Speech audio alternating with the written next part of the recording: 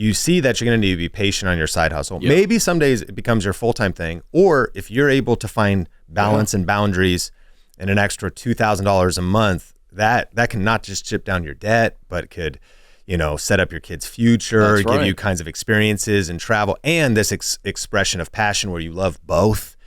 But the first thing, hey, get your job right. Mm-hmm. Earn more at your job. Have better boundaries or more fulfillment in your job. What are some tips for not getting so distracted by the side hustle, letting it maybe even reduce your work performance, but increasing your earning potential at your job, and maybe the thought place of, just honoring your boss, honoring your career, and maybe pulling more freedom and purpose out of your day job? Yeah. Well, I love that. And again, I touched on that a minute ago. I do think you start with, what's the purpose of this day job that I don't really have any juice for? Well, again, it's fundamentally your provision. So we go, all right, it's not where I want to be, but I'm grateful for it. And I mentioned that a second ago. Then I'd add something else. I would add another element of, I'm not going to be here forever. So we first start with gratitude that it's providing for me. So I'm going to do my job, and I'm going to honor my leader, and I'm going to do the best that I can do, because at the end of the day, they're paying me. And if I'm not doing my best, if I'm a quiet quitter, and I might step on some toes here, then I'm stealing. I think it's theft. So let's have some honor and know that showing up to that day job that you have no juice for, but you do have gratitude for, that builds character. That builds resilience. It really does. It builds adaptability. These are some real character traits that showing up and doing your day job really can build. And then that second element is this. Okay, Ken, I get it. I'm being grateful. But gosh, my heart's alive when I'm over here on my channel and I'm starting to make money. If I can just make $8,000 a month, I replaced my day job. Because that's $100,000 a year, roughly, right below $100,000. So here's what you have to do. You have to go, okay, I'm not going to be in this day job forever. Not only am I grateful, I also know, hey, I'm doing what it takes over here. I'm not going to be here forever. I'm not stuck. In other words, I don't have a lid on me. I think if you do those two things, you'll have the right mindset. Because then you're grateful, first of all, so you don't walk in going, I hate this job. You can't hate something you're grateful for. In fact, when you are expressing gratitude, whether to someone or you're journaling it or you're talking to yourself in the car like I do, it's impossible to be grateful and angry at the same time. Try it. You can't do it. But more than gratitude, it's just, wait a second, I'm not going to be here forever. I'm not held down. And see, this gets back to one of the first things we were talking about, this idea of the freedom to pursue happiness, this desire that the human spirit doesn't want to be caged. And so if you do those two things, mindset-wise, I think you'll be fine in the day job, and you'll do what it's necessary there, and you're not going to be, all drained by the time you get home to get on your channel, because that's important. Yeah. So, I'm glad you brought this up. Those two things should help your heart, and this is a heart issue, should keep your heart truly joyful to where I'm able to create. I can leave the day job, and in the car, I'm not down. I'm not broken. I'm not defeated. I'm not miserable. I'm going, okay, good day. Did what I needed to do. Thank God for that paycheck. Oh, I can't wait. Now my brain is free to think of the next video or the idea. And that's important as a creative. My heart has to be in a good place to create. So strong. Let's talk about some practical questions an employee should ask their boss. Okay. What are some questions every employee should ask their boss? I talked to one creator who's in software. Mm-hmm. He actually did not share his name on his channel because it wasn't that it was against the company's direct policies to have a side hustle, but it was kind of frowned upon, is what he said. So he just did it in such a way that it was separate and there was some boundaries there. And so what I guess I'm bringing up here would be, if you're reverse engineering from the problem you're trying to solve, if you just want to earn more money, maybe you could earn more money in your day job. Mm-hmm. Maybe you want more freedom in your day job. How could you approach that conversation? I think people are afraid to approach their boss with questions. They are. And then also though, should there be some questions that you inquire, maybe you could run into some compete things, non-compete type of stuff. Yeah. So if we also start thinking about the tension between day job, side hustle, you're the questions guy. Yeah. So maybe a list of questions that after listening to this, everybody should go talk to their boss. They got a W-2. And after, on the other side of this conversation, could be more freedom, more clarity. Maybe they feel like it's a gray area and they just want everything to be out there transparently so that they could love their side hustle, love their day job, see maybe a path to earn more at their job. Yeah. The first question that pops up is to me or to you all, you need to ask yourself, is what I'm doing competitive or is it a conflict of interest? First question.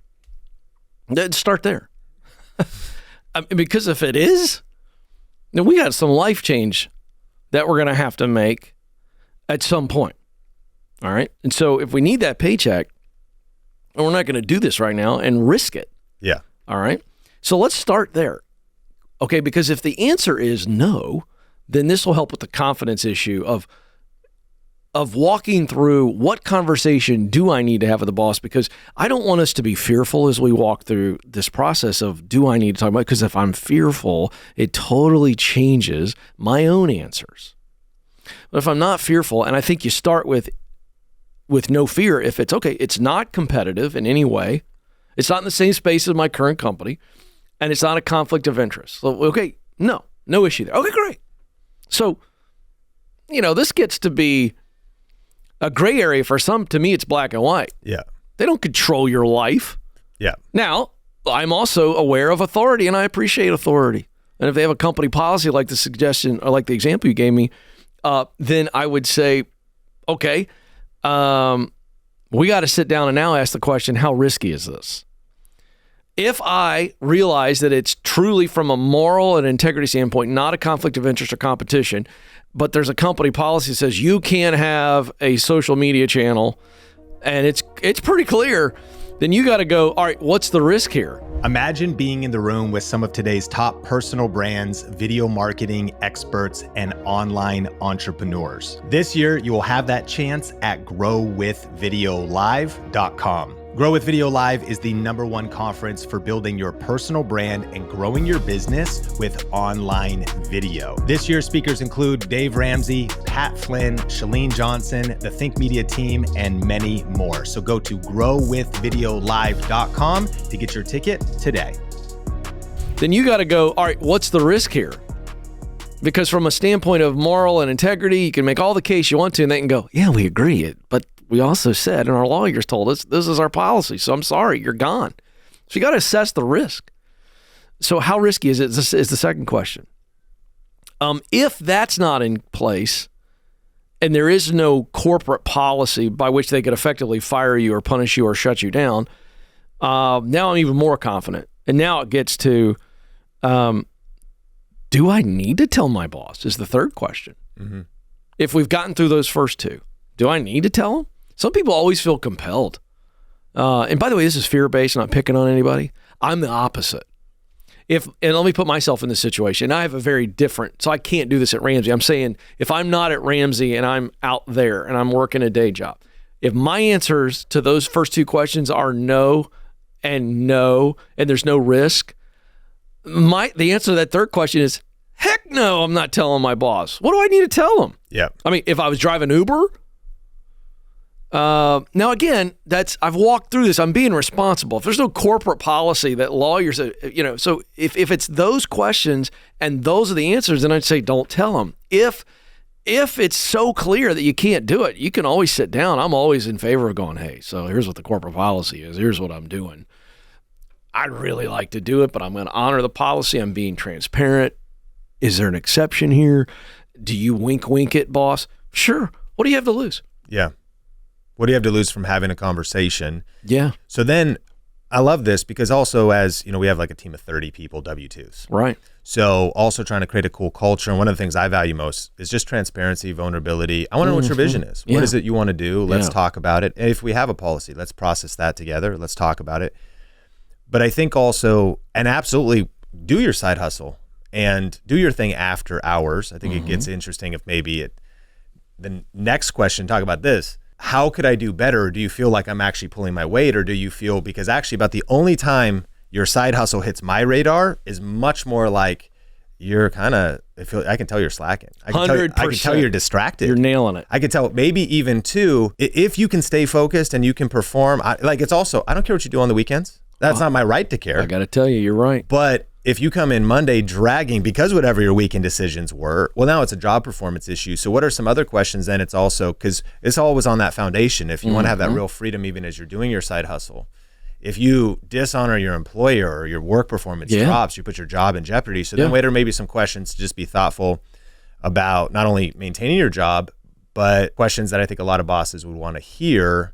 Yeah. Hey, how can I do better? Can you give me some feedback? What are some? Yeah, I love that. I love focusing on, hey, in my current day job where we've already established in this conversation, we got to keep doing a good job. So I love the, hey, what's a growth plan look like for me? This is my favorite question for people to sit down with their leader, because a lot of companies don't do weekly or monthly check-ins. They may do an annual. But I love sitting down with my leader going, okay, hey, I'd love to get your insight. So here's some questions I have for you. Number one, where can I add some skill? So if you look at me and my skills as a tool belt, are there a couple loops on here where we could use a claw hammer here? Maybe a Phillips head. That idea, because that's speaking from a place of humility and I think vulnerability. And they're going, okay, yeah, I think, you're really good at these things, but I'd love to see you pick up this skill of project management. Okay, great.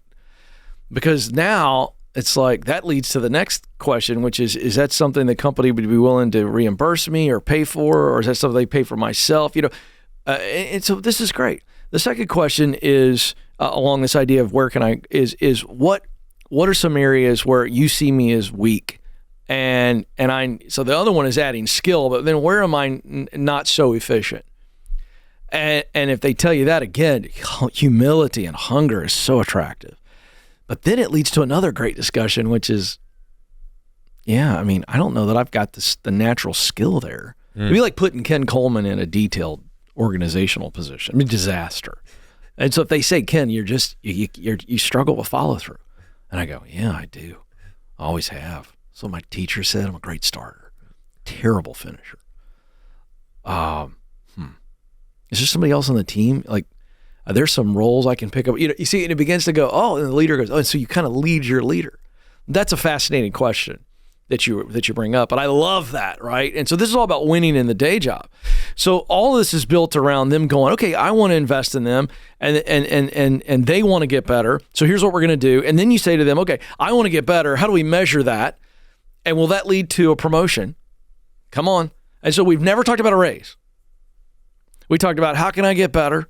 What are, and then how do we measure that? Because I'd love more responsibility and influence here. And with that comes the money, or it should. And if it doesn't, this is not the organization for you. So I think that's a really helpful thing. But I would also say it triggered another thought.